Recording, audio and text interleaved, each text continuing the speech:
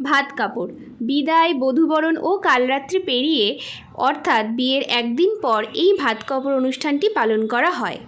এটি একটি পুরনো প্রতিশ্রুতি, বরের জন্য আরও একটি আকর্ষণীয় বাঙালি বিবাহের আচার এটি, যেখানে বিভিন্ন রকমের খাবার এবং নতুন শাড়ি, আলতা, সিঁদুরের থালা কনে অর্থাৎ স্ত্রীর হাতে বরেরা তুলে দিয়ে ভাত এবং কাপড়ের দায়িত্ব নেয় সারা জীবনের মতো।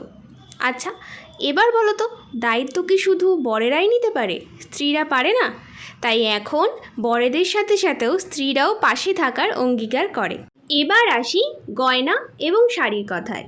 আমি এখানে লাল ঢাকাই পরেছি। আমার মনে হয়েছে লাল ঢাকাই ছাড়া এই লুকটা পুরোটাই অসম্পূর্ণ।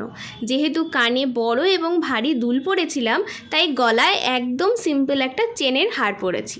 তোমরা চাইলে অবশ্যই নেকলেস পরতে পারো। এবার বলো তো, ভালো লাগলো এই ভাত কাপড়ের লুকটা?